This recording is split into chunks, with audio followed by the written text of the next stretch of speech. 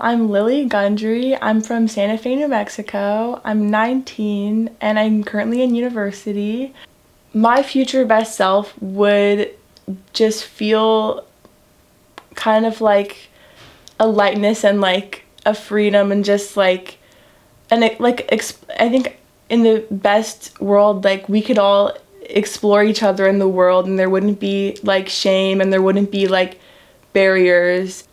I honestly feel like I also think growing up fast, and I think as a young girl I felt that as a child I had to teach adults how to act like adults towards themselves and other children, and I felt like that was in a lot of ways a kind of uniquely female experience that I kind of went through as a kid. And I think it's hard because you asked about like, do I still have this child kind of in me, and it's weird because I think as a child I suppressed that a lot more, and then when you're older it's like that almost needs to come out of you. It's like when I first felt feminism, it was like I needed help and I needed human empathy and understanding, and like I don't know, for whatever reason I wasn't getting that in other places, and for whatever reason that happened to be like my therapist, who was a feminist and who was brave enough, I think, also to push me to look outside my internal personal story and kind of realize that it's part of a bigger story. And I think growing up, like I had friends who had similar stories to tell, and like I think healing with them and growing up with them, I think also just it made me kind of grow up in a almost like feminist way.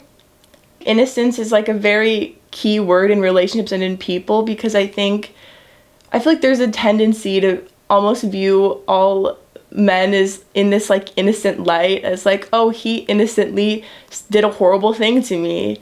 And I think it's also kind of hard because I think I also as a person want to look at people in a certain light of like, not everyone is an evil mastermind, but yet people still aren't always innocent. And I also think defining myself as innocent, I think it was hard to do that growing up, as I feel like I had been through certain things and experienced certain traumas that made me feel like my entity wasn't like innocent, and that others maybe saw that in me or sought that in me as well.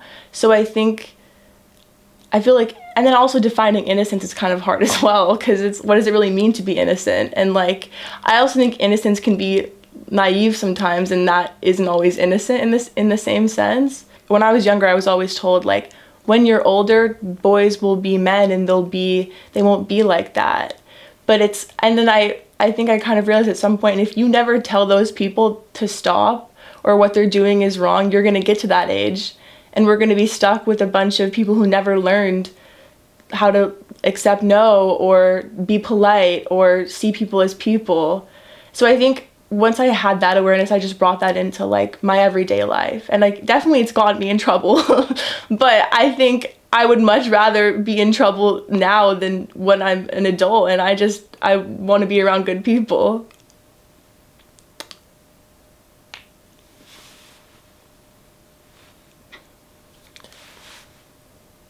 I also think breaking like patterns.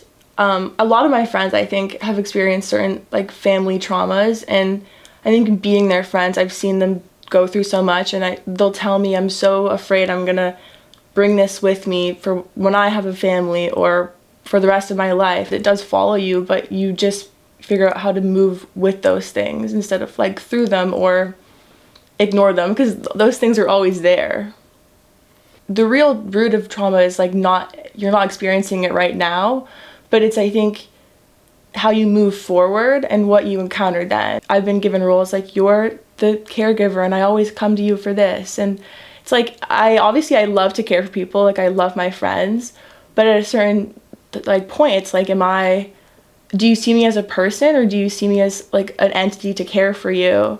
And I guess also in like wish fulfillment, and I think in relationships with men it feels like I'm this like wishing well for care or for like fantasy of whether it's whatever it is, whether it's like a fantasy of love and it's innocent enough, but then it's not, because it's like you're put in this box and this role that like kind of defines your person and takes your person away. I was very young, but he was also very young. And I think what really clicked for me is that I saw the adult in this man's life failing to address like the problem. And I think I've always struggled to think, can someone move past or be a good person after hurting someone like that? And I've always like had this question, because I think it is like, yes, everyone makes mistakes, but what does that mean? I think I realized at that point there was a time when that person was also like very young and didn't understand the full weight of what was happening. And if there was a time to see if you could treat someone what's wrong from right, it was then. And his mother and his father didn't take that. And I think that's when I was like, that's heartbreaking for me, but also for everyone else, and even for him. And I think also it's kind of an empathy that I think feminism kind of brings to a lot of things. I would kind of define as like anger goes into honesty. Politics are very transactional. And I think if a girl being raped in school isn't going to be a transaction for a certain party or agenda to move up, then they'll look away. And I think when it is, they'll look that way. And I think it's in a lot of ways too, I think it's not just the objectification of women, but I think of life itself and of the transactions that people are kind of trained to make and to view, I think, life as.